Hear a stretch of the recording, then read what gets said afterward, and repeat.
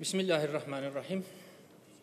Sayın Başkan, değerli milletvekilleri, televizyonları başında bizleri izleyen değerli izleyicilerimiz, vatandaşlarımız, hepinizi Allah'ın selamıyla selamlıyorum, saygı ve sevgilerimi sunuyorum.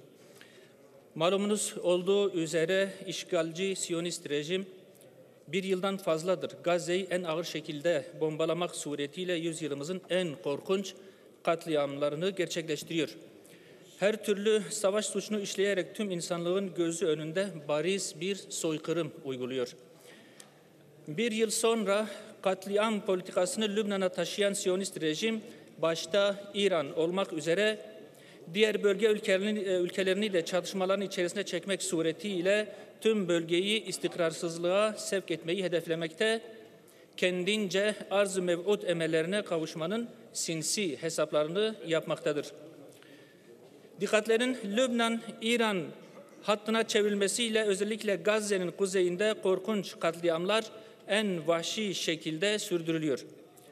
Medya ambargosundan dolayı yaşanılan insanlık dramı her ne kadar gündeme gerektiği şekilde gelmese de saha kaynaklarından gelen bazı bilgiler özellikle Gazze'nin kuzeyinde durumun cidden ürkütücü boyutlara vardığını ortaya koymaktadır. Derme çatma çadırlarda yaşam mücadelesi veren Gazze'nin kuzeyindeki halk, ancak vurulan çadırlarla birlikte cayır cayır yandıkları korkunç alevlerle haberlere konu olabiliyorlar. Katliamların yanı sıra Kuzey Gazze'ye başta temel gıda olmak üzere ilaç ve tıbbi malzemelerin girişine izin verilmiyor. İnsanlar açlığa mahkum edilmiş durumda.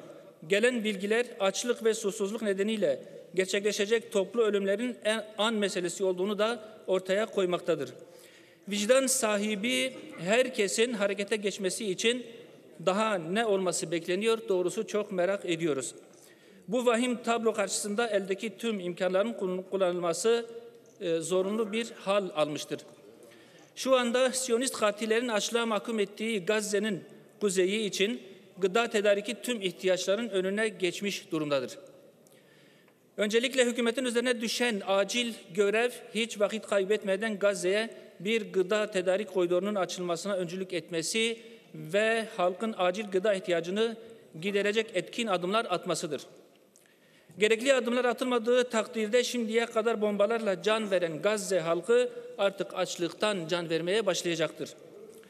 Değerli milletvekilleri, 28 Aralık 2023 tarihinde verdiğimiz soykırım suçuna karışmış çifte vatandaşlarla ilgili kanun teklifimiz 158 sıra numarasıyla genel kurulda görüşülmeyi bekliyor. Bugün canlı örneğini Gazze'de gördüğümüz soykırım suçu aslında bütün insanlığa karşı işlenmektedir. Bu iğrenç suçu işleyen çifte vatandaşların cezasız bırakılmaması siyasi mülahazaların ötesinde son derece insani, ahlaki ve vicdani bir sorumluluktur. Kanun teklifimiz 158. sırada olmasına rağmen henüz görüşülmeyi beklerken 161 sıra sayılı kanun teklifi öne alınarak görüşüldü. Ama kanun teklifimiz halen gündemin son sırasında ve görüşülmeyi beklemektedir. Öne alınan kanun tekliflerinin aciliyeti olabilir elbette.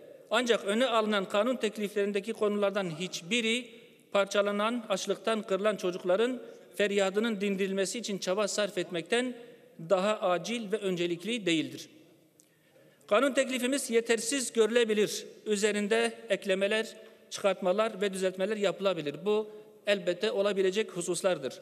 Değerli milletvekilleri, geliniz soykırım suçunun cezasız bırakılmayacağı hususunda ortak bir irade ile doğrudan görüşülme önergemize red oyu veren CHP ve DEM Parti de dahil olmak üzere bütün parti gruplarının desteğiyle bu kanun teklifimizi bir an önce görüşüp yasalaşmasını sağlayalım.